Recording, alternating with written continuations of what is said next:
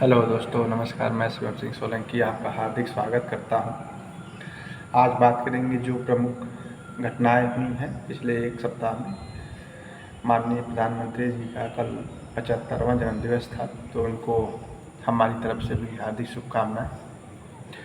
आप देख रहे होंगे कि विगत एक सप्ताह से जो भारत में चल रहा है, बायकॉट करने की बात की जा रही है एशिया कप की, जो हो रहा है यूएई में। इसलिए बात की जा रही है कि उसमें पाकिस्तान भी खेल रहा है और भारत पाकिस्तान के पहले तो ये मैच भारत में होने थे, तो भारत में इसलिए नहीं कि पाकिस्तान नहीं आ रहा था, तो कहा गया कि ठीक है, इसको एक मतलब दोनों के लिए, दोनों देशों के लिए जो बढ़िया हो उस जगह पे डेस्टिनेशन पे किया जाए। तो हुआ क्या कि इसमें पाकिस्तान ने कहा कि यूएई में किया जाए, तो भारत ने कहा ठीक है यूएई होता है। अब यूएई में हो रहा है तो वहाँ पे ये देखा गया कि पाकिस्तान पहले ही उसके बहुत ख़राब परफॉर्मेंस है, तो अब उनको चाहिए कि अपने इस परफॉर्मेंस को किसी दूसरे एंगल में तब्दील किया जाए।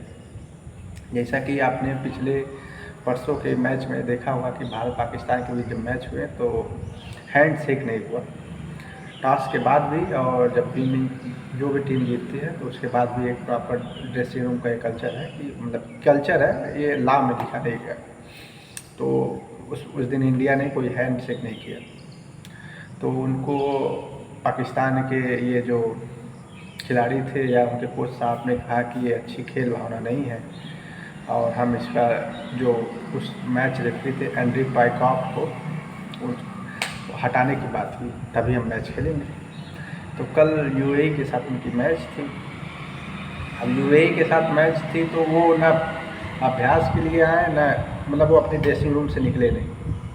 अब बाद में पता चला कि वो बस से इस मतलब जब एंड्रू पाइकॉट को आईसीसी ने हटाया नहीं, तो वो कहें कि हम बाइकआउट कर रहे हैं, हम जा रहे हैं। तो आईसीसी ने कहा कि ऐसा है भैया कि आप 182 मिलियन पैसा दे दीजिए, मतलब रुपीज़ दे दीजिए आप 182 मिलियन रुपीज़, क्योंकि ये आप पे भी खर्चा हुआ, आपको लाया गया है यहाँ से पाकिस्तान से यहाँ पे, तो वो जो स्पॉन्सरशिप या जो आपके रहने खाने का खर्चा है वो आपको देना पड़ेगा, या आईसीसी वहन नहीं करेगी।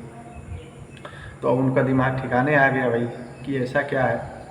तो वो उन्होंने गाड़ी को घुमा के, सोच लीजिए वो निकल गए थे एयरपोर्ट के लिए अपनी बस से, वापस से गाड़ी घुमा के आए। उन्होंने फिर से पाकिस्तान के मतलब पाकिस्तान यूएई के साथ मैच खेला।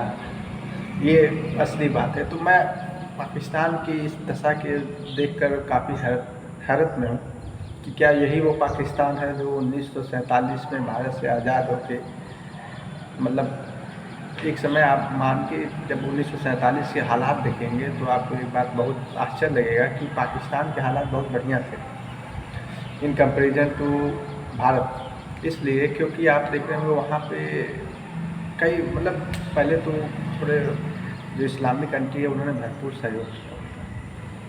सहयोग किया। तो जैसे जानते हैं कि भारत पहले पाकिस्तान से जब अलग नहीं हुआ तो बहुत बड़ा नेशन था, तो सारे सबने अपने अपने हिसाब से तर्क देकर भारत को मतलब मुस्लिम एक बाहुल कंट्री बनाने के लिए पाकिस्तान का निर्माण हुआ। खैर निर्माण तो हो गया। शुरुआत में भारत ने आरबीआई जो थी, आपको जान के बहुत आश्चर्य होगा कि आरबीआई पहले वहाँ के भी सेंट्रल बैंक थे।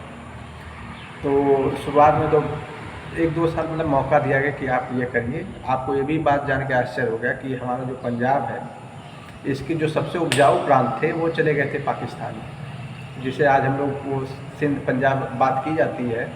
असली पंजाब का जो सबसे उपजाऊ खेत थे वो चले गए थे पाकिस्तान में। भारत के पास उस समय उपजाऊ खेत नहीं थे, और ये तो उनका मतलब ये कहते हैं कि वो आर्थिक रूप से भी थोड़े मजबूत हो गए थे, खाद्यान्न के रूप से भी मजबूत हो गए थे, और दूसरे वो हो गए थे इस्लामिक कंट्री। तो इस्लामिक कंट्री में क्या होता है कि भाई एक नया जो आया हुआ रहता है, जब नया मुल्ला आया रहता है कई भीड़ में, तो वहाँ पर ज़्यादा लोग उसकी मदद करते हैं, भाई नया नया मुल्ला है इसकी और आगे बढ़ाया जाए। तो ऐसी बातें थी पाकिस्तान की। तो इस्लामिक देशों ने भी मदद किया। अब इस्लामिक देशों की मदद के कारण पाकिस्तान अपने को आत्मनिर्भर नहीं बनाया, अपने पैरों पर खड़ा नहीं हुआ। वो लगातार वो आज पिछले 70 साल से उसने यही आशा रखा है कि एक समय आके कोई मैं किसी से पैसा मांग लूँगा या कुछ और मांग लूँगा तो उससे हमारा काम चलेगा। तो पाकिस्तान की ये स्थिति देख के काफ़ी मतलब अब तो खैर वहाँ की जो राजनीतिक है वो काफ़ी मतलब डीप मतलब चली गई है, बहुत गिरावट के साथ है। वहाँ पे कोई प्रॉपर जिसको जो मन कर रहा है, आतंकवादी भी वहाँ पे घूम रहे हैं, राजनेता जो हैं मतलब उनके देश के लिए कुछ काम करना चाहते तो वो जेल में हैं, और जो देश देश के अलावा अपना अपना काम करना चाहते हैं वो सत्ता में हैं। आपको वहाँ की सेना की भी बहुत हैरत हैरत भरी कारनामे हैं। वो तो खैर वो तो पहले भारत से पूरी तरह से जलता है कि भारत कहाँ है, भारत कैसे कर रहा है, हम क्यों नहीं हैं। अब आप जान के आश्चर्य होगा कि भारत की आर्मी तो कुछ नहीं काम करती, वो सिर्फ देश की सेवा की बात करती है या देश की सेवा के लिए ही काम करती है। जबकि आप पाकिस्तान की आर्मी को देखेंगे तो कंपनी रन करती है, वो फ़ायदा मुनाफा देखती है, उसका ट्रेड है 82 बिलियन का। अब ये बताइए जो पाकिस्तान की मतलब आर्मी है वो ट्रेड कर रही है, गाय गोरू भैंस और जो मतलब इक्विपमेंट है ये सब वो ट्रेड करेगी। जब सेना ट्रेड करेगी तो वो आपको कभी चाहेगी कि वो दूसरे मतलब उसके ऊपर कोई प्रभुता है। कंपनी हमेशा चाहती है कि अपने को फ़ायदे में रखे। तो पाकिस्तान की सेना जो है वो कंपनी का रूप ले रही है। अब कंपनी के रूप में आप जानते हैं कि हमेशा वो चाहेगी फ़ायदा हो, भले ही किसी को दबा के लिया जाए या किसी तरह से उत्पीड़न करके लिया जाए।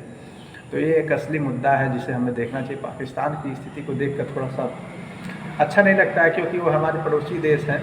अब भले ही वो अलग हो गए, उनको कम से कम अपने पैरों पे खड़ा होना चाहिए, अच्छे काम करने चाहिए कि देश के जो उज्जवल भविष्य है ये उसमें कुछ निर्माण में अपनी भागीदारी दें। ये तो हो गई पाकिस्तान की बात। पाकिस्तान देख के भी नहीं सीखना चाहता है कि भाई एक दो देश आज़ाद हुए, भारत और पाकिस्तान। भारत कहाँ आज विश्व की चौथी अर्थव्यवस्था बन गया, पाकिस्तान कहाँ विश्व का पहला नंबर का है जो सिर्फ सबसे पैसा मांगता रहता है। आज ये स्थिति है पाकिस्तान की। तो उनको सोचना चाहिए अपने बातों पे, क्या हम कर रहे हैं क्या नहीं कर रहे हैं। नमस्कार।